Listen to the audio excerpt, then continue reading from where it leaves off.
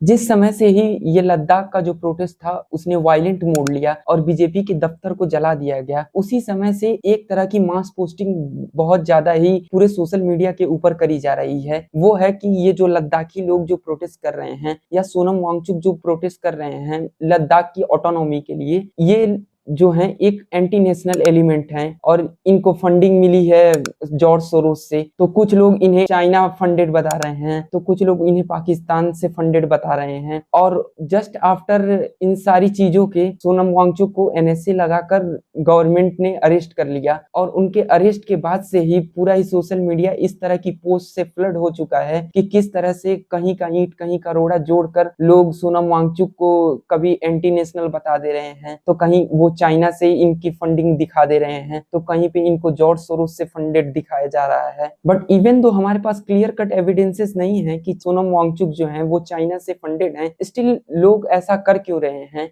और पूरा ये जो बीजेपी का आईटी सेल है वो इतना एक्टिव क्यों है सोनम वांगचुक को एक तरह का एंटी नेशनल प्रूव करने के लिए? ये किया इसलिए जा रहा है क्योंकि जो पूरा बीजेपी का आईटी सेल है वो नैरेटिव मैनिपुलेशन करना चाहता है और सोनम वांगचुक की एक फ्रेमिंग करना चाहता है। सो ये फ्रेमिंग होती क्या है? फ्रेमिंग होती है जब किसी भी तरह का लीगल प्रूफ या legal clear cut evidence government और गवर्नमेंट के सपोर्टर्स लैक करते हैं किसी को भी गलत प्रूफ करने के लिए, तो वो स्टार्ट कर देते हैं लेबलिंग करना, लाइक कि कोई एंटी नेशनल है, कहीं प्रोटेस्ट हो गए तो वो अर्बन नक्सल्स हो गए, या फिर कहीं पे स्टूडेंट्स निकल के आ रहे हैं जो प्रोटेस्ट कर रहे हैं पेपर लीक्स के खिलाफ, तो वो बन जाते हैं किसी ना किसी तरह के पार्टी से फंडेड। सो इस तरह का जो लेबलिंग होती है वो यूज किया जाता है जो डिसेंटर होता है उसको डिस्क्रेडिट करने के लिए। ह्यूमन साइकोलॉजी का एक फैक्ट है कि जो हम लोग हैं, जो ह्यूमंस की स्पीसीज है, वो लोगों को दो कैटेगरी के अंदर डिवाइड करती है, अस वर्सेस देम। इसी सिंपल फैक्ट का यूज करके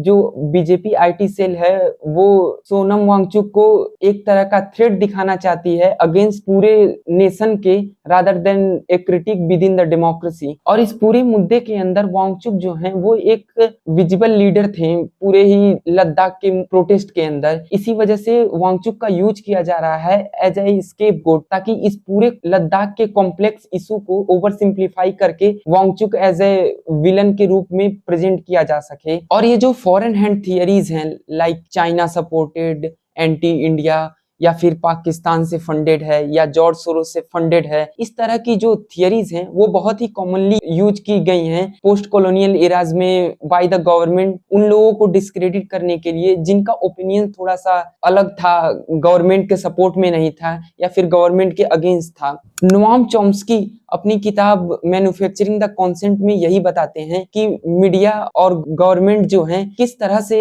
इन सारी थियरीज का यूज करती हैं लोगों के ओपिनियंस को चेंज करने के लिए और ऐसे अरेस्ट को भी लेजिटिमाइज कर देने के लिए जो अदरवाइज इलेजिटिमेट दिखेंगे। और इस तरह की जो थियरीज होती हैं, जो फॉरेन हैंड थियरीज हैं, उनको किसी भी तरह की एविडेंस का जरूरत नहीं होता है, वो कॉमनली रन करती हैं सस्पिशन पे और रिपीटेबिलिटी पे। इन थियरीज को सिर्फ और सिर्फ बार बार बोला जाता है, बार बार बोला जाता है, जिससे झूठ को भी सच बनाया जा सकता है। और इन थियरीज का यूज करके जो है कॉमनली डिसेंटर्स को जो है वो डिस्क्रेडिट किया जाता है। और इस पूरे मुद्दे के अंदर जो है सोनम वांगचुक को इस वजह से डिस्क्रेडिट किया जा रहा है क्योंकि वो एक विजिबल लीडर हैं, और अगर उनकी जो इमेज को है हमने अगर तबाह कर दिया पूरी तरीके से, तो जो पूरा ये लद्दाख का मुद्दा है ये पूरी तरीके से तबाह हो जाएगा। और इसी वजह से सोनम वांगचुक के अगेंस्ट इतनी सारी मास पोस्टिंग करी जा रही है और उनको डिस्क्रेडिट करने का किसी ना किसी भी तरह से कहीं का ईंट कहीं का रोड़ा जोड़कर उन्हें डिस्क्रेडिट करने का प्रयास बीजेपी पूरी तरीके से कर रही है। और हमें समझना ये है इस पूरे मुद्दे के अंदर कि अनटिल और